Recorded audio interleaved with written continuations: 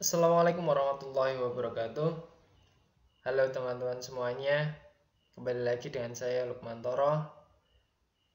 Semoga kalian tetap dalam keadaan sehat, dalam keadaan baik, dan tetap bisa beraktivitas seperti biasanya.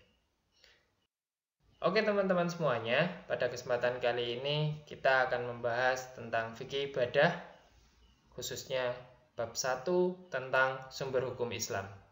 Materi ini merupakan materi kelas 10 ya teman-teman. Nah, terkait sumber hukum Islam, yang pertama akan kita bahas tentang Al-Quran sebagai sumber hukum Islam pertama dan utama. Kita mulai dari pengertiannya terlebih dahulu. Secara bahasa, Al-Quran ini berarti bacaan. Namun, secara istilah, Al-Quran merupakan firman Allah yang diwahyukan kepada Nabi Muhammad SAW dan diturunkan secara berangsur-angsur. Nah, itu pengertian tentang. Kemudian, Al-Quran juga memiliki beberapa sifat. Yang pertama, dinamis. Bahwa Al-Quran dapat berlaku di mana saja, kapan saja, dan kepada siapa saja. Maka dengan demikian Al-Quran bersifat dinamis. Kemudian yang kedua, bersifat benar. Al-Quran mengandung kebenaran yang dibuktikan dengan fakta dan kejadian yang sebenarnya. Baik kejadian yang sudah lampau, sekarang, atau masa yang akan datang. Kemudian sifat yang ketiga adalah mutlak. Maksudnya adalah Al-Quran tidak diragukan lagi kebenarannya, serta tidak akan terbantahkan. Ketiga hal tersebut merupakan sifat Al-Quran. Selanjutnya, isi kandungan di dalam Al-Quran terdiri dari banyak hal. Akan tetapi, pada kesempatan kali ini, saya akan menyampaikan beberapa hal saja yang sering kita jumpai, atau hal-hal yang sangat utama. Yang pertama adalah tauhid. Al-Quran mengandung tentang ketauhidan atau pengesaan kepada Allah. Yang kedua, tentang ibadah atau aktivitas yang menghidupkan tauhid. Yang ketiga, tentang janji dan ancaman. Keempat, jalan mencapai kebahagiaan dunia dan akhirat. Yang kelima, sering kali kita dengar adalah tentang perintah dan larangan. Serta Al-Quran juga berisi tentang kisah dan cerita. Dan masih banyak lagi isi kandungan di dalam Al-Quran yang cukup luas. Dan bahkan karena banyaknya, kita tidak mampu untuk mencarinya atau mengetahuinya dalam waktu 1 atau 2 hari. Bahkan memerlukan berhari-hari dan bahkan kita memerlukan terjemahan yang cukup luar biasa. Kemudian, kedudukan dari Al-Quran adalah sebagai sumber hukum Islam yang pertama dan utama. Karena hal ini, Al-Quran langsung berasal dari Allah serta berhubungan dengan kehidupan di dunia dan di akhirat. Maka Bila kita mendapatkan sebuah permasalahan, maka rujukan pertama kali yang kita gunakan untuk menyelesaikan permasalahan tersebut adalah Al-Quran. Karena Al-Quran berasal dari Allah. Selanjutnya, fungsi dari Al-Quran. Yang pertama, sebagai pedoman kehidupan serta petunjuk bagi umat manusia. Yang kedua, menjelaskan cara berhubungan dengan Allah, atau sering kita sebutnya hablu minallah, dan juga menjelaskan pedoman berhubungan dengan sesama manusia, atau sering kita sebutnya hablu minannas.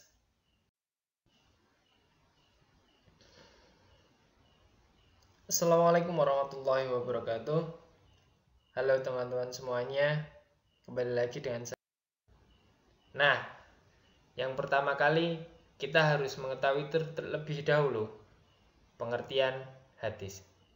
Secara bahasa, hadis terbagi menjadi 3. Yang pertama, jadid, yang berarti baru. Kemudian yang kedua, qorib, yang berarti dekat. Dan ketiga, khobar, yang berarti berita. Namun, secara istilah, hadis memiliki arti segala berita yang bersumber dari Nabi Muhammad SAW, baik berupa ucapan, perbuatan, maupun pengakuan atau takrir dari Nabi Muhammad SAW.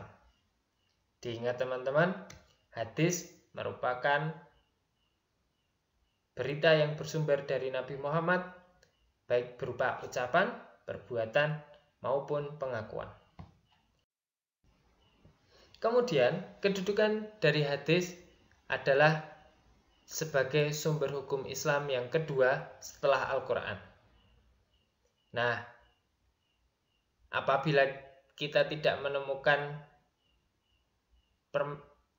jalan keluar di dalam Al-Quran, maka sumber hukum yang kedua merupakan hadis. Nah, apabila tidak ditemukan dasar hukumnya dalam Al-Quran, maka kita dicari dalam hadis. Kemudian, fungsi dari hadis tersebut adalah sebagai pengukuh atau penguat dari hukum-hukum yang telah ditetapkan dalam Al-Quran. Sebagai contoh, perintah untuk melaksanakan sholat, namun di dalam Al-Quran tidak dijelaskan bagaimana tata cara melaksanakan sholat. Nah, kemudian di dalam hadis dijelaskan dan diterangkan bagaimana tata cara melaksanakan sholat. Kemudian sebagai penjelas dari hal-hal yang sudah disebutkan Al-Quran. Dan yang ketiga, sebagai penjelas hal-hal yang tidak atau belum dibicarakan dalam Al-Quran.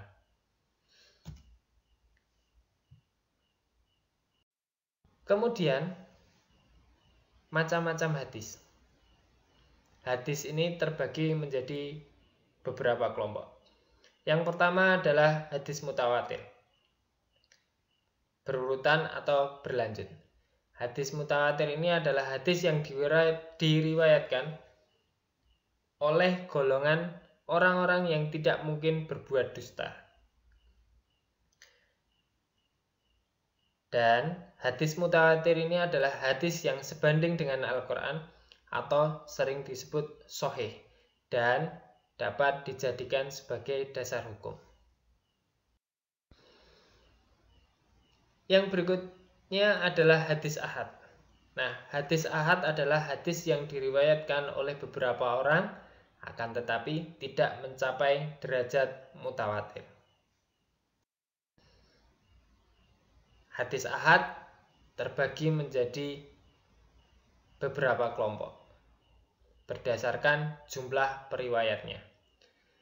Yang pertama, hadis masyhur.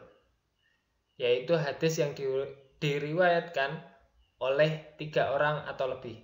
Sebagai contoh, hadis riwayat Bukhari, Muslim, dan Tirmizi. Kemudian hadis aziz, yaitu hadis yang diriwayatkan oleh 2 orang. Yang ketiga adalah hadis gharib, hadis yang diriwayatkan oleh perorangan.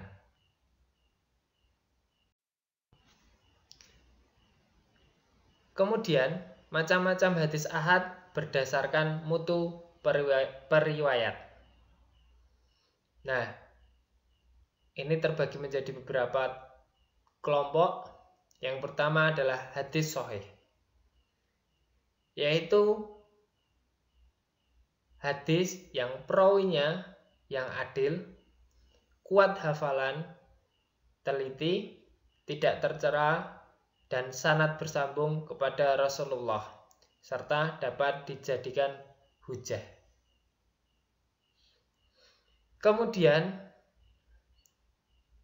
yang kedua hadis hasan, yaitu perawi yang adil, akan tetapi kurang kuat hafalannya, dan sanad bersambung kepada Rasulullah. Hadis yang ketiga adalah hadis dhaif, hadis yang lemah dan kurang dari tingkat hadis hasan, serta tidak dapat dijadikan hujah. Kemudian sumber hukum Islam yang ketiga adalah ijtihad. Nah, berdasarkan pengertiannya, menurut bahasa,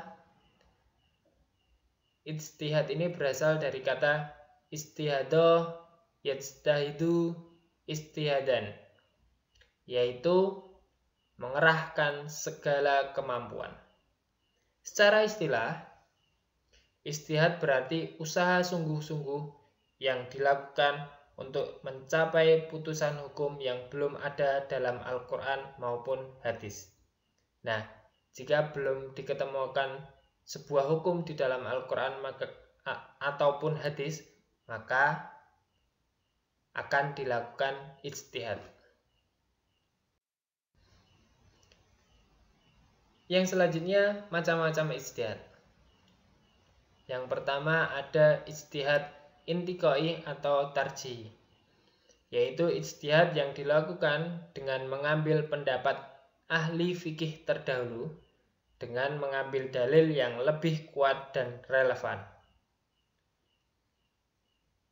Yang kedua adalah ijtihad insya'i, yaitu mengambil kesimpulan hukum baru dalam suatu permasalahan yang belum pernah dikemukakan oleh ulama fikih terdahulu.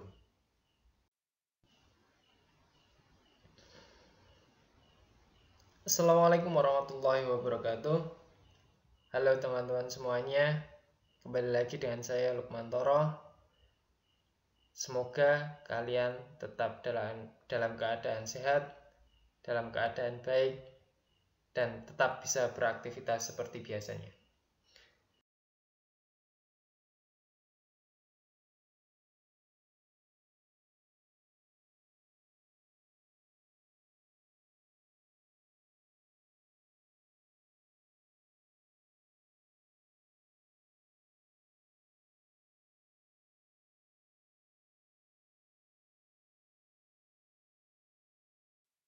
Oke teman-teman semuanya, pada kesempatan kali ini kita akan membahas tentang fikih ibadah, khususnya bab 1 tentang sumber hukum Islam.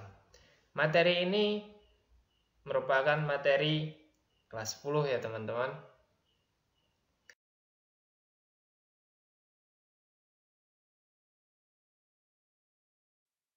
Oke teman-teman,